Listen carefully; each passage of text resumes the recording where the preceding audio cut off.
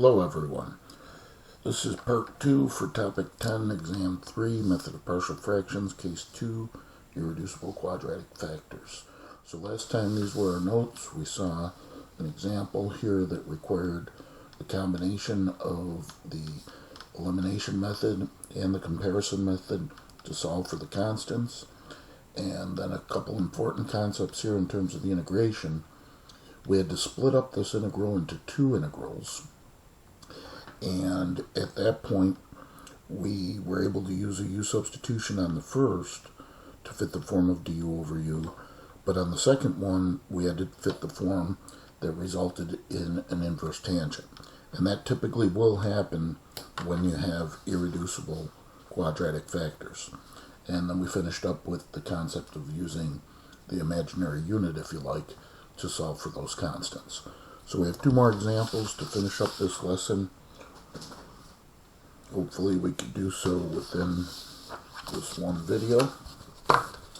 And so our second example is a situation where, we're going to start with the partial fraction decomposition.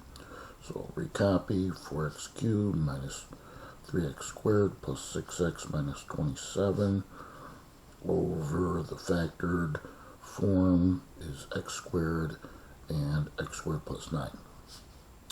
So now we have a situation where there is a repeated factor of the form x squared plus x squared. So we're going to have two fractions, one with x to the first, or just x, one with x squared. What goes above each is whatever makes the unique factor proper. Unique factor is x, which is linear, so just constant terms, so column A and B respectively. And then here we have the irreducible quadratic, x squared plus 9. But as we noted last time, whenever we're dealing with an irreducible quadratic, we have to include above it both a linear term, so we'll call it cx, and a constant term, d. And so then at that point we create the working equation. And so we clear the fractions by multiplying by the least common denominator, which is the denominator on the left, and so on the left we just end up with the numerator. When we multiply a over x by this denominator, one factor of the x cancels, and we're left with a times x and x squared plus 9. When we multiply b over x squared by this denominator, the x squareds cancel, and so then we're left with b times x squared plus 9. And then for the cx plus d, remember, like last time, you have to use parentheses. It's a binomial quantity. And when we multiply that fraction by this denominator, the x squared plus 9's cancel, and we're just left with x squared. Okay, so now we start with the elimination method. And we could let x equal 0, and that's going to allow us to solve for b. Okay, on the left we're plugging in a 0 for x. No need to show it formally in the first three terms. Just get negative 27 equals, the term containing a goes to 0 because x is a factor and we're letting x equal 0. And then we have b times 0 squared plus 9. And the terms containing c and d go to 0 because x is a factor and we're letting x equal 0. So minus 27 is 9b and b is negative 3. Okay, so now you could use the imaginary unit if you like, but I'm going to choose to go with the comparison method. So I'm going to start comparing powers. I'm going to start with the highest power of x, which is x cubed, and see what comes out of that.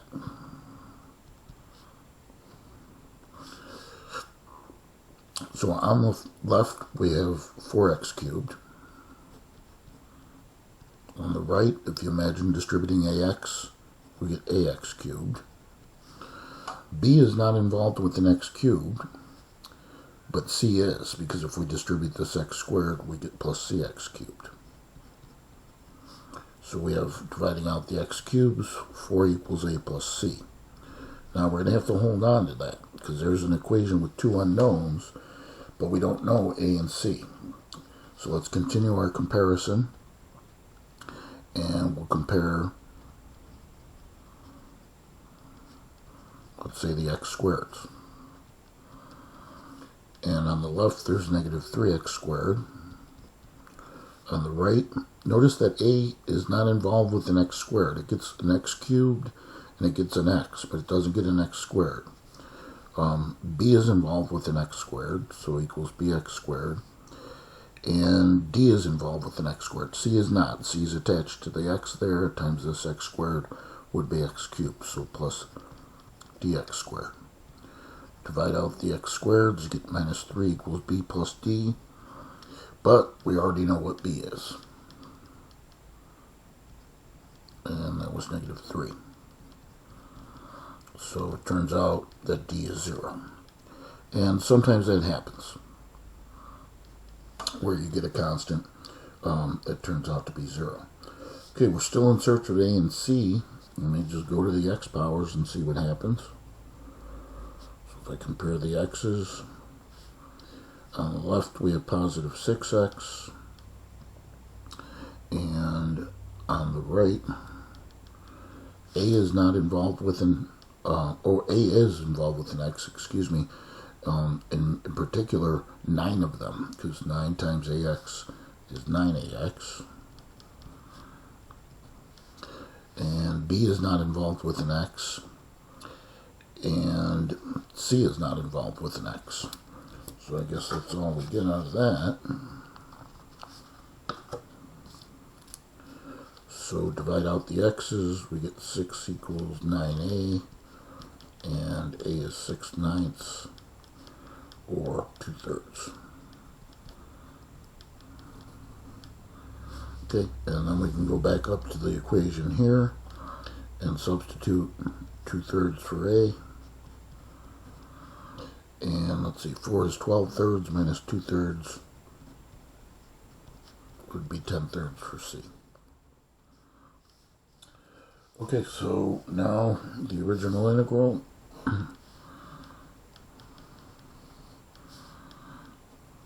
You don't have to recopy it, but I always do.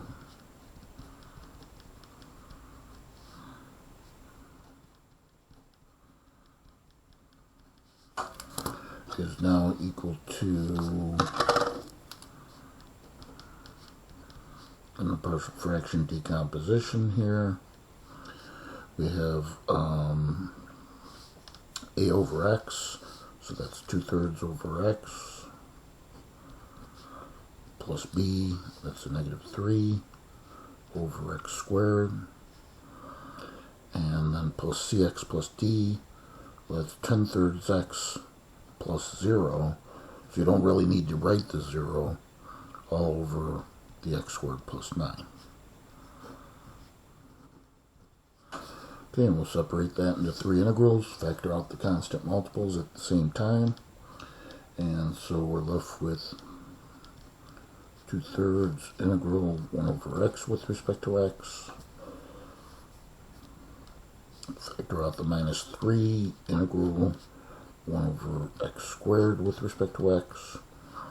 Factor out the 10/3 integral x over x squared plus 9 with respect to x. Okay, so now we're ready to integrate. This first integral is readily integrable, but I'm going to recopy it. The second integral needs to be modified because it's a power in the denominator. So remember, if there's ever a power in the denominator, swing it up to the numerator, negate the exponent. And then the third integral I'm just going to recopy for now, because that's going to require a formal u substitution. Remember, when we have to integrate a fraction, we first consider the denominator. If it's a power, u to the n, but if it's just a function, du over u. And so we're going to try du over u by picking u to be x squared plus 9. So I'll just show that off to the side. The du would be 2x dx, modifying, get 1/2 du is x dx.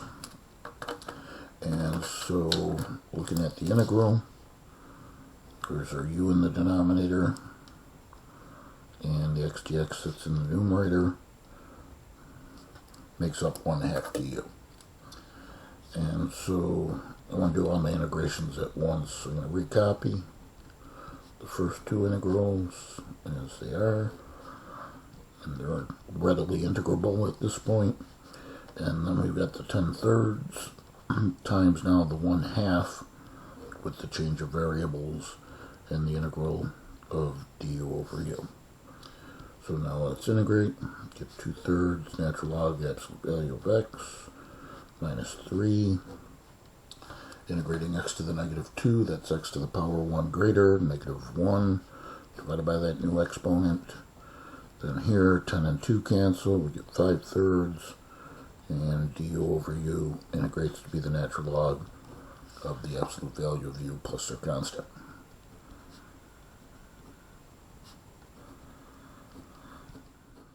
So let's get rid of the negative exponent. Double negative makes positive. 3 over x to the first, or just simply 3 over x.